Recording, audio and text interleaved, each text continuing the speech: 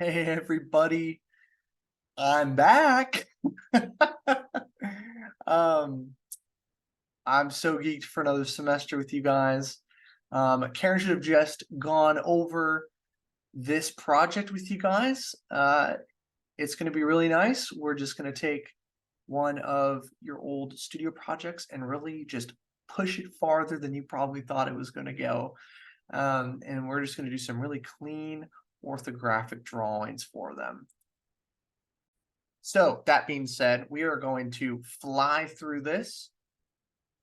I decided to replicate a sophomore house, and that is what I have done right here. See this? Yes, this is kind of an amalgamation of what I remembered your projects all looking like. And so I'm going to show you how to take something like this that already exists and generate all the plans, sections, and elevations you'll need in Rhino. Okay, in Rhino. No Illustrator at all. It's so easy and it's actually so quick. And especially if you're doing like desk crits or stuff with Studio, you can crank these out really fast. And so this is like the new workflow we want you guys to try and start using. So just a couple of things. You'll notice that I grabbed my layer tab, right? It's normally, for me, I normally have all my stuff connected in here. But what I wanted to do is I click and hold, I dragged my layers out here, and then you can redock this above right here when it highlights that blue like that. You can dock this above, and I did that because you're going to want to see your layers and your properties at the same time. So what we want to do first and foremost is go up to your command prompt and type print display, right? And so the default, don't worry about what the thickness number, it doesn't matter. Yours probably says 100 if I had to guess the default. I've changed mine over the years. The state by default is off. Go ahead and click on that and then click on. And then that changes the state to on. You can hit enter, get out. Then what you want to do, go over to your layers, make 5 of them. I've made 5. Cut material, cut glass, standard, detail lines, and dashed lines. These are the different line types we're going to be using. We're not using any hatches. We're not using any renders, just straight orthographic black and white drawings. So make all of the color black.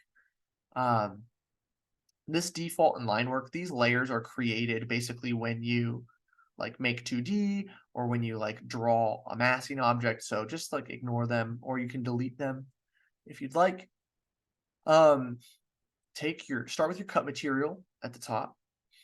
Make sure color is black, line type is continuous, print color is black. Go ahead and click on print width, and it pulls up these line weights. These are basically the line weights that you're going to use.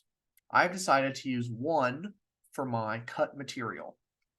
Cut glass, we are going to represent differently. Again, black, continuous, black, 0.7. Standard, black, continuous, black, 0.5.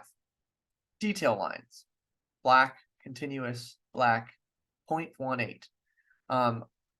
That would be the lightest line that we're using. And then make another one, black, and then black and 0.18. And then we're going to change our line type to hidden because these are going to be lines that are hidden beyond, right? So let's say I have this building, right? This little house. I can even say there's like a little ancillary structure out back, right? And let's say, get this old model out of the way. Let's say we draw a clipping plane. Remember, type clipping plane, and it pops it right in. And I'm going to find a place to cut through this model. There's a bunch of different interesting sections happening here, right? But what if I want to cut through here? Let's cut right through here for now. So what I want to do, For me, I'm kind of like missing a whole chunk of my building, but just for the sake of this section, let's say we have this. Just getting the view, the orthographic view that best represents what you're trying to cut through. So for me, that is left. Hit make 2D. Go ahead and hit enter. It's going to generate that line work in the top view, right? Come over to it. And what you're going to do is you're going to highlight all of the lines, all of them, go down to your properties, and under print width, hit the drop down and make it by layer. All right. And so what this does is this makes sure that once we start assigning these lines to layers, that they read and render at the correct width, right? So we have this section that I have drawn. We have like this object that's beyond. It doesn't look like we are cutting through a doorway. I'm actually going to pick a different section just really quick. I'm going to go into perspective and pull this back. Something like that, where we're kind of cutting through a little more stuff. This may not have been the best house, but dang it, it's my sophomore house. So go ahead and make sure everything is selected in your model. And then again, make 2D. And repetition is good. I'm going to keep saying it. Highlight everything. Make sure that the print width is on by layer. So now we have this section. And there's kind of a lot going on here. What we can do is we can clean this drawing up completely in Rhino without using Illustrator at all, highlighting the whole thing, typing trim. Some of you may be familiar with this. It might be helpful for you to have the perspective view open while you go through and do this to make sure you are cutting your lines correctly. And so, for example, we're going to cut through everything that is in the way of our section cut line. So like this is all the same plane, right? This is all being a section cut. That's section cut. Those roof planes are coming together. Those lines aren't necessary. That's a section cut. This is a section cut. This is an entry door beyond. And so what we have is, oops, I'm gonna undo that. That was a misclick. What we have here is a first pass at our section cut line. And now what we can start to do is clean this up. This eave, this roof overhang, as you may better know it, is not going to cut into our building like this. That is just not how buildings are constructed. So we will again go to trim some of these lines away.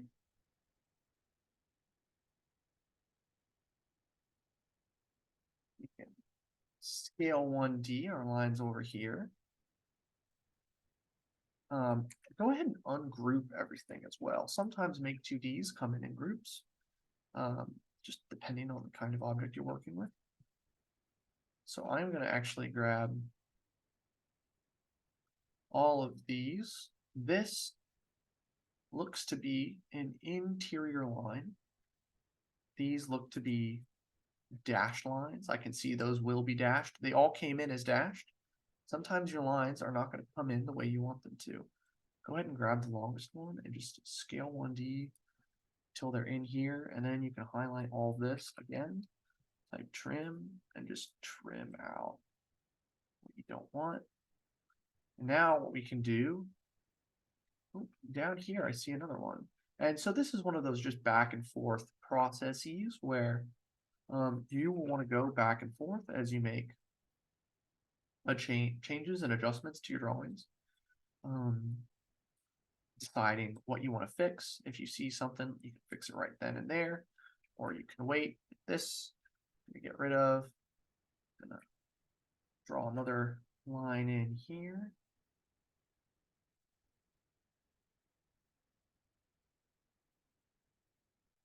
These.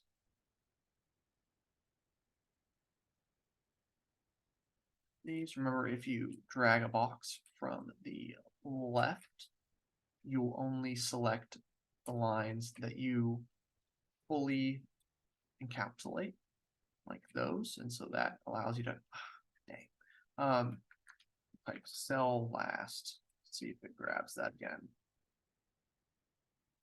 No, it doesn't.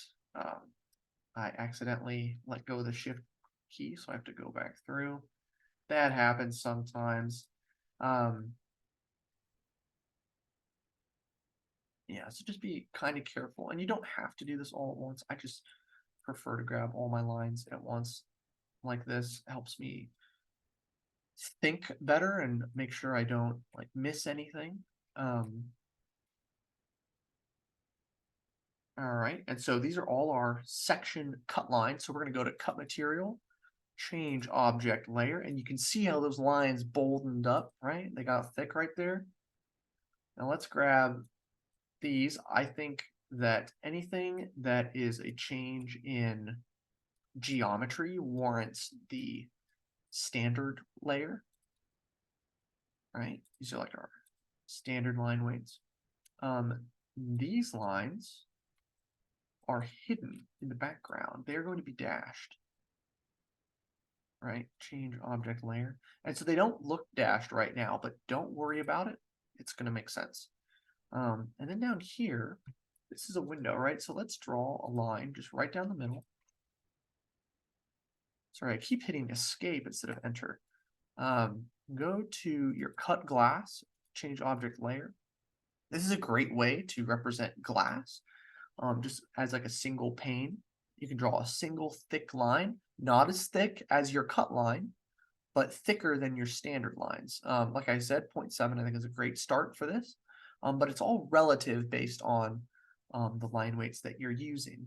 So this is kind of a quick sketch, right? Because I don't have a full project drawn. So let's just say I have some like some wall art, right? Say I have some posters hanging up. These would be considered like detail lines.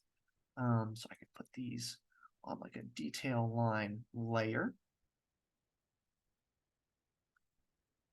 Copy these, bring them back down here, right? And then I can, maybe we have like some cabinetry, and this line isn't going to be here. And let's just make sure that all of these are on layer we want them to be. Detail lines. Grab everything. And again, just make sure, print width by layer. All right, so you can see that these lines are kind of reading lighter than these lines, which are reading lighter than these lines. That this is lighter than this, which is lighter than this, which is lighter than this, right? So we're starting to see there's line weights in Rhino, but what do we do about this? These dashed lines don't look quite right. What's going on here? Like this is supposed to be hidden lines because it's behind the building. Well, what you want to do is you can type layout, or you can come down here to this plus. I already have a couple, but I'm going to make a new one just to show you. I made a video on this under the Rhino command tutorials. Go look up layouts and line weights for a refresher, but just real quick, go ahead and hit the plus, new layout. And this is essentially the sheet of paper that you're going to be printing on. Does that make sense? If you've ever used CAD, this will be very familiar, but so I'm going to do like an arch C. That's like a standard plot size that you'll be working with. So width 24, height 18. You can call it whatever you want. Like page 3 or like example section. It's basically creating a new view, but instead of it being a view, it creates a piece of paper, right? So when you zoom in and out, this is literally 18 inches by 24 inches. This is the paper that is being printed. And what you see on here is what will print when you print this paper. When you double click in here, kind of trippy, right? This is your drawing space. So this out here is referred to paper space, right? So you can like add lines over top of paper space that don't affect what's in the model space. So you can put like text and stuff. And when you're in model space, you can't click on things that are in paper space, and vice versa. When you're in paper space, you can't click on things that are in model space. That could be kind of confusing, but think of it as like clicking into a viewport to activate it. You've now activated this viewport, and what we want to do is zoom in to our drawing, right? So this is a great size. It like fits the paper. You can see 1 layout inch is equal to 3 inches in the model. And so what you can do is you can type like actual scales in here. So technically, your models, I imagine, would be in feet. So yours would be like 12 inches equals like maybe like 1/8 of an inch or 1/4 of an inch. And so that would be like quarter scale or 1/8 scale. Don't worry about my scale because I think I drew this in inches instead of feet. It doesn't matter for this purpose. What does matter is that, for example, when I'm clicked out of this, do you see how like the lines don't really look different? The dashed lines have fixed themselves because of the scale at which they're being viewed, but the actual line weights don't show up unless I enter paper space. But essentially, what this is this is your line weights in paper space. This is almost perfect. You see what's beyond is dashed in. Technically, there's a couple changes that we're going to make, and so we can make those right here by clicking into the model space.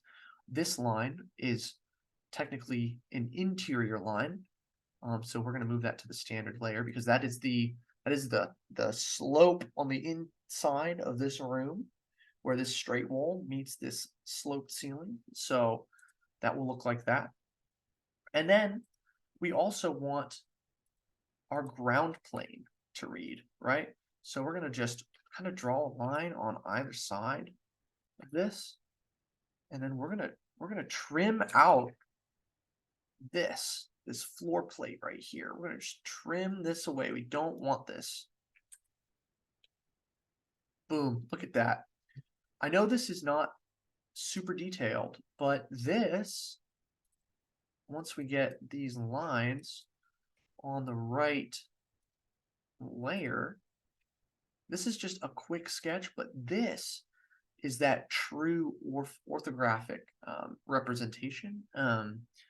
Using just like 4 line weights to really clean stuff up. Now you'll be cutting through windows and doors and stairs, and you'll have much more detailed drawings than this with actual details. But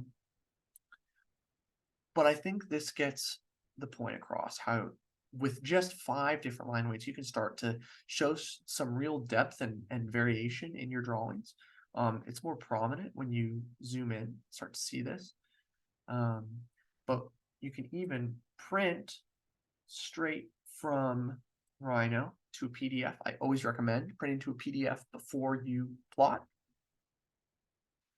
Go ahead, make sure this is 1:1. This page is scaled already, so just it's 1:1. You don't have to worry about anything. No exporting. You just print it as a PDF.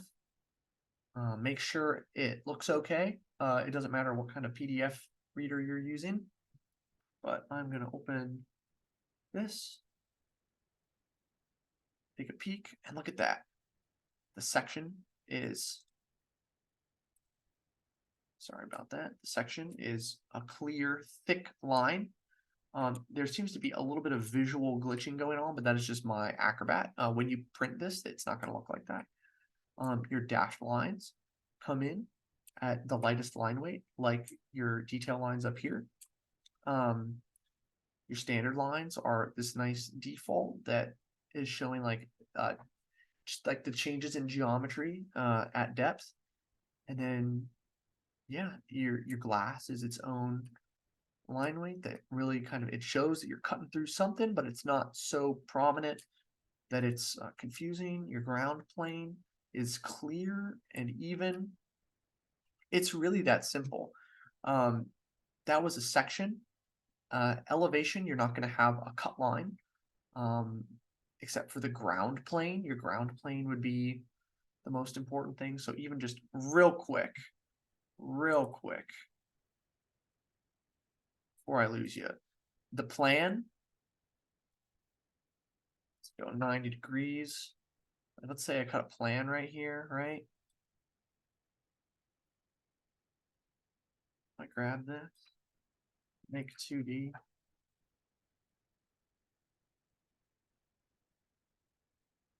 Our plan's going to look exactly the same. Like, we're going to get rid of those lines.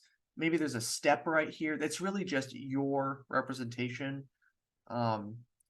If I had developed this house more, there would be openings right here, probably some columns, some paths, maybe like ground details. But you'll use those line thicknesses to get that same level of content, right? And then you would draw like your glass pane in right here. You can do just such quick cleanup. You already have your models. You already have your previous models. So this will be a really beneficial assignment to redraw them and bring them back into something that you're going to want to put into your portfolio, right? And then let's say I just grab this. I can just turn off that clipping plane entirely. And let's say I look at this front elevation. This is kind of cool. Let's say I want this front elevation, right? I can just grab this, make 2D.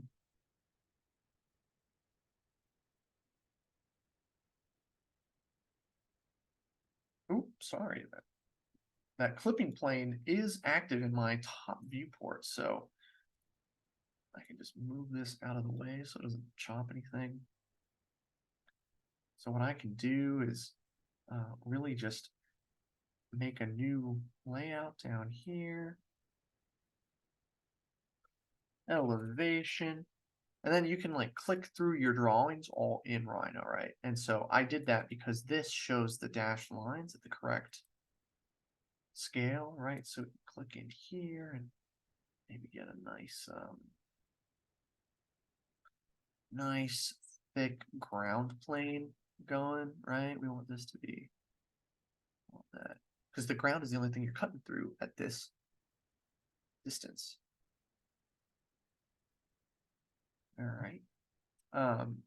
Nothing's being cut through, but you can start to arrange what lines you want to be thicker. You might have to do light editing. It really just depends on what your project is. Obviously, you want to ungroup everything. But yeah, you could start to basically set up your different views with your different weights without the need for hatching or shading or anything. And it's so easy. These layouts are so convenient and wonderful. Even if I wanted this layout to be vertical, I could change it in the layout properties, because this plan is a little more conducive to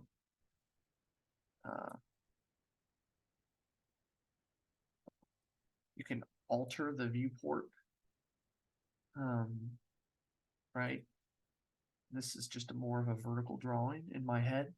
You can start to just lay these out, and then you can print straight from here to PDF and then plot. You never need to touch Illustrator to get these really nice orthographic drawings, just like in the example. And you'll have like furniture and more detailed door swings, stuff like that. So I hope that helps. Welcome back. It's going to be a great semester. And I will see you guys Thursday, as always. See you guys.